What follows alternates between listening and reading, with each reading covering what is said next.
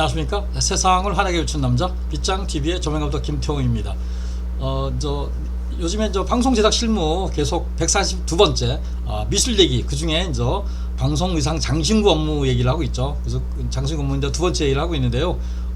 지금 보면은 각종 병찰, 회사 신분증, 보호안경, 은생 모태, 공무원 강구자 신분증, 경찰증, 고글, 감정 모태, 이런 것들을 이렇게 쫙 덜어 좀 박스가 보이겠죠. 여기서 필요한 거를 빼다가 이렇게 부착하게 됩니다.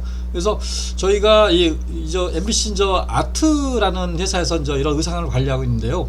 이런 의상은 대여를 해주기도 해요. 대여를 해주는데 대여를 안 해주는 옷들이 있어요. 예를 들어서 군복이라든가 경찰복, 이런 것들은 대여를 안 해줘. 왜냐면은 이걸 입고 또 딴 데 나가서 이렇게 사칭할 수도 있기 때문에 그런 건 안 빌려주고, 한복이라든가 기타 일반 의사 가운이라든가 간호사 가운 이런 것들, 이런 의상에 대해서는 이렇게 빌려주기도 합니다. 그런 데 명찰이 보여주겠습니다. 오늘은 의상 선정에 대해서 한번 얘기해 보려고 하는데요. 주인공의 기본적인 의상은 연출가 상의를 해요. 왜냐면은 특히 현대물은 크게 문제는 안 돼. 사극 같은 경우는 연출과 굉장히 이 밀접한 관계가 있죠. 그래서 이런 건 상의를 잘 해서 합니다.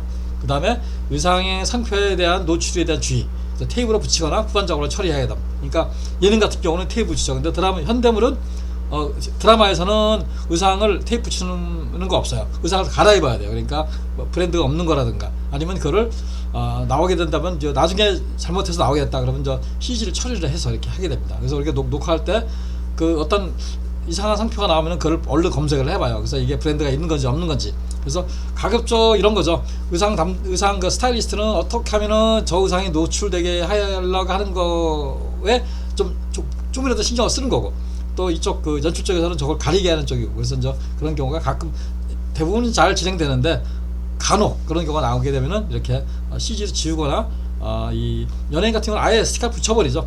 이렇게 처리를 하기도 합니다. 사극은 100% 방송사에서 제공을 해요. 그러니까 사극은 연기자가 준비할 수가 없어요. 그러니까 머리부터 발끝까지 다 방송사에서 준비를 하죠. 한복이라든가 버선이라든가 이 집신이라든가 구두, 가죽 구두라든가 이런 거 다 준비를 해줘야 됩니다. 그러니까 제작비가 굉장히 많이 올라가겠죠. 사극의 주인공 의상은 연출자, 의상감독, 한복 고증 전문가들이 참여해 결정한다, 이런 거죠. 최근에 MBC에서 작년에 공전의 히트를 한 옷소매 붉은 끝동이라는 의상도 보면은 다 이런 전문가들이 참고서 한 거죠.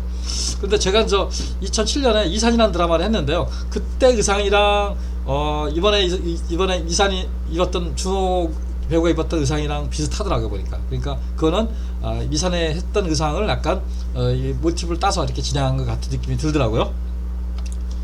의상의 시대적인 배경과 드라마의 성격, 그리고 연기자의 조화가 굉장히 중요하다. 그래서 아까 얘기했듯이, 그래서 같은 사극이다 보니까 너무 튀게 되면 좀 문제가 되니까 그때 있는 의상을 잘 모티브를 따서 이렇게 진행을 한 것으로 이렇게 하게 됩니다. 또 왜냐면은 이산도 MBC에서 했고, 또 옷소매 붉은 끝도 MBC에서 했기 때문에 그럴 수밖에 없다고 생각을 합니다.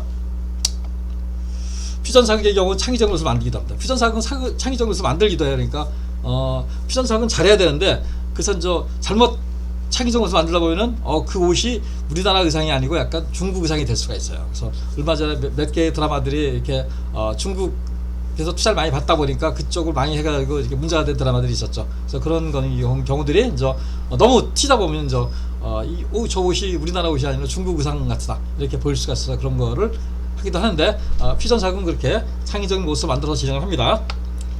그래서 연기자의 취향에 따라 달라집니다. 연기자가 어떤 취향에 따라 이렇게 연기자 의상은 달라지고, 그 다음에 연기자의 소속사의 이해관계, 지난번 강의도 얘기했듯이 의상이라든가 장신구는 그런 소속사 관계가 많이 달려 있습니다. 그 다음에 스타일리스트의 취향, 또 스타일리스트가 어떤 쪽에 강하냐에 따라 또 달라지고, 드라마의 내용과 모든 게 드라마의 내용과 부합되지 않으면 안 됩니다. 그래서 이런 거 중요하고, 사극의 여자 주인공은 같은 옷을 두세 벌 준비해. 왜 두세 벌 준비하냐면요, 특히 동정이라고 그러죠. 이렇게 우리로 따지면 컬러, 일본 말로 따지면 에리, 이런 거에 이렇게 때가 묻으면은 의상을 교체를 해야 돼요. 이거 뜯어서 하기가 쉽지가 않아요.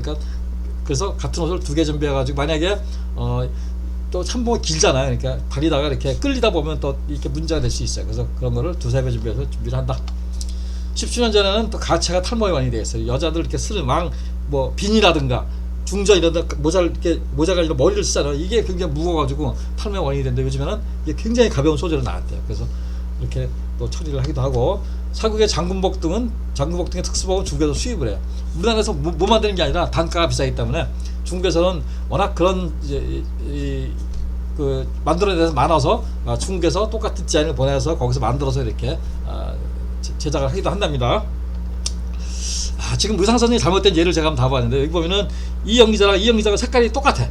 그러니까 그러다 보니, 그리고 이 벽 색깔도 똑같아. 그러다 보니까 이런 의상은 별로 좋은 의상이 별로 안 해요. 이것도 흰색 것도 이것도 마찬가지고, 의상 뒤에 세트랑 옷이 비슷해. 이것도 별로 좋아 보이지가 않습니다. 그래서 이런 의상은 잘못된 의상이라고 보면 되겠습니다. 두 번째 사진을 보도록 하겠습니다. 여기 보면은 이 MBC 주말극 부잣집 아들의 한 장면인데요. 여기 보면은 전수경 배우의 이 붉은 의상과 윤유선 배우의 붉은 의상이 똑같아.